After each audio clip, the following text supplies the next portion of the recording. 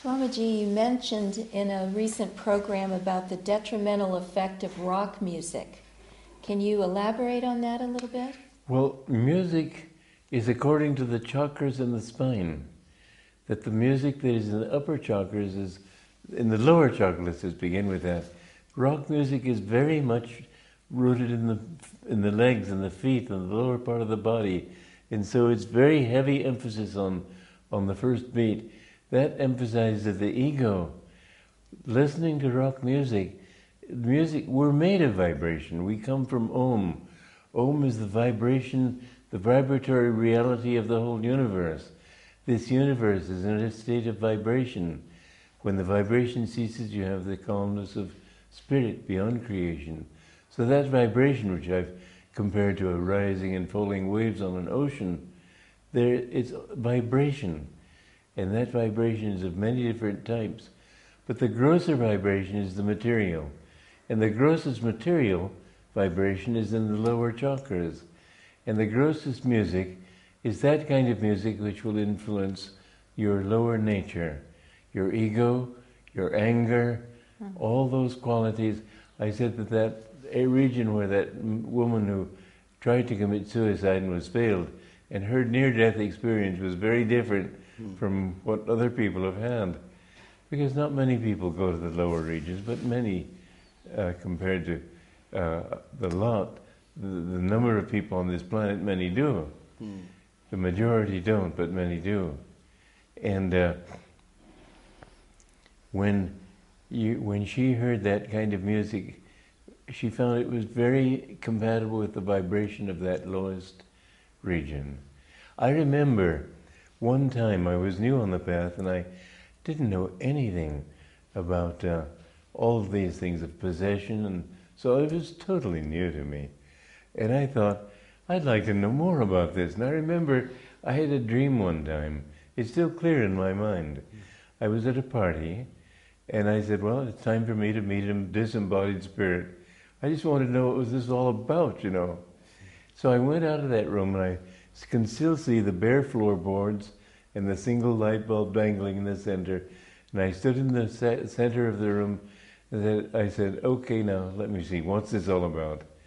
All of a sudden, the floorboards began to rise and fall, and I began to feel myself being drawn out of the window. And I wasn't sure I could fight that energy. And so I called out my guru's name, and suddenly it disappeared. But the sound that came in that lower region, which of course those entities live in, was a very sort of like a motor room, very sort of a low vibration. And that too is what rock and roll induces in you. In waltz music, it's more graceful, but it's still lower. The higher kind of music, quite truthfully, the best kind of music I know is my own music, because I get it from God. I ask Him to tell me what to do, and it comes from there. I don't try to do it myself. I don't try to say, well, I want it to go this way or this way. I say, I want a song or a melody that says this, this, and this, and this. Give me a melody that says it, and instantly the melody will be there.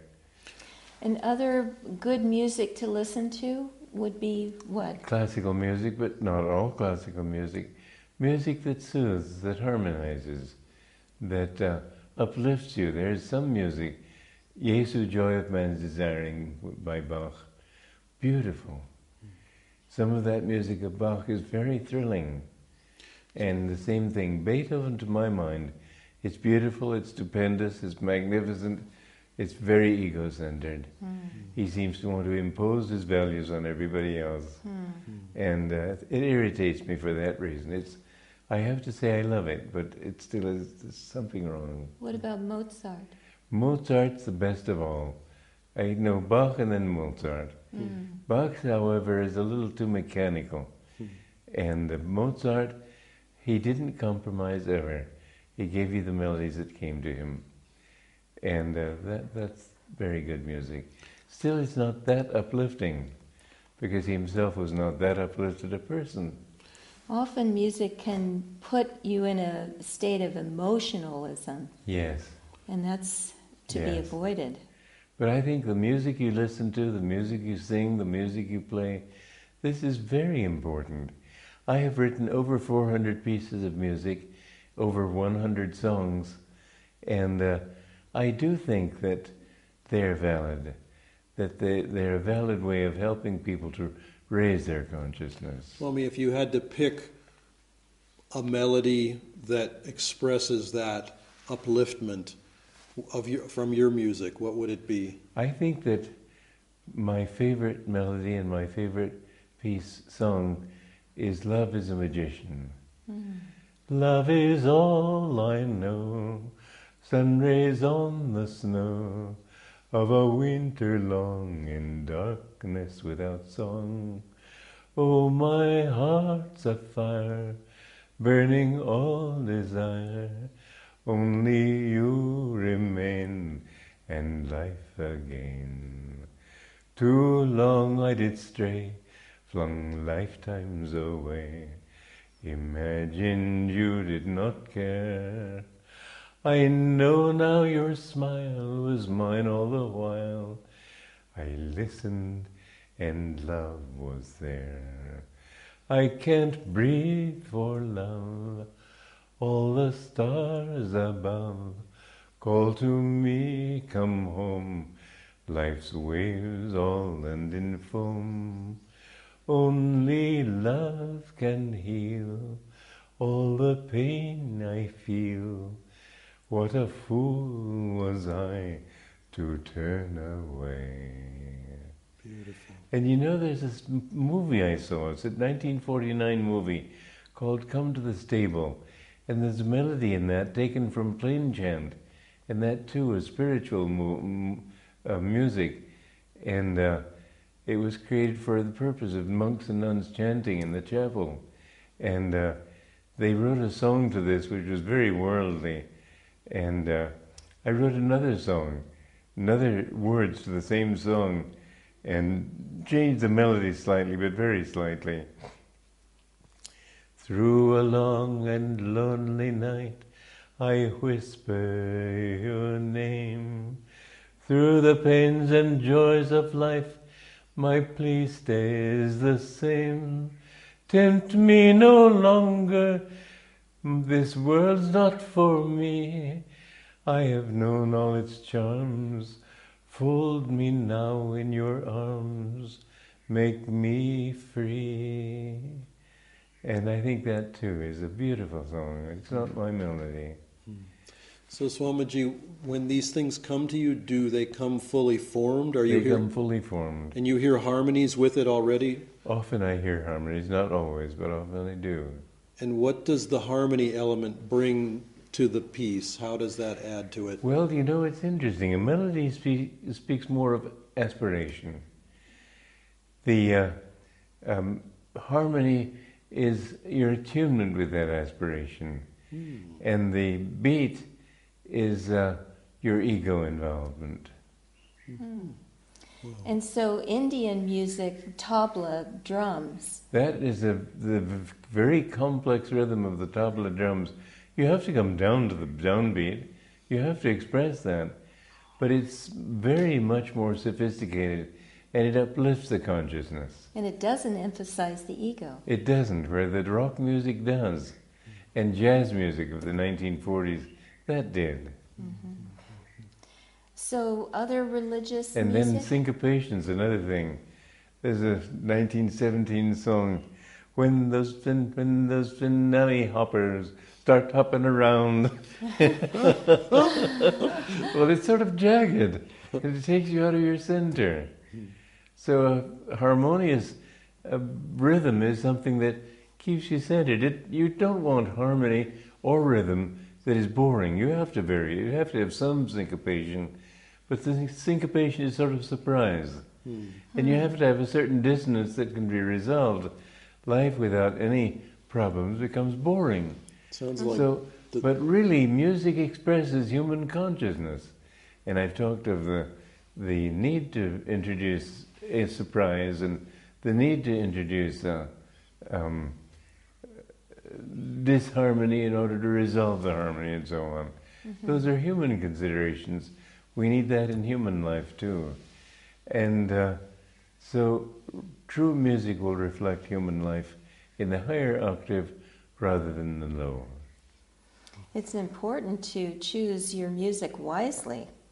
It's extremely important. When people listen to music that makes their minds agitated, how can they know peace? You find people today, it's just absurd.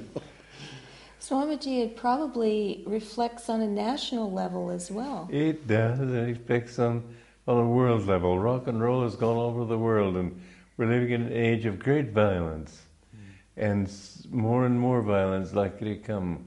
We're bringing it on ourselves.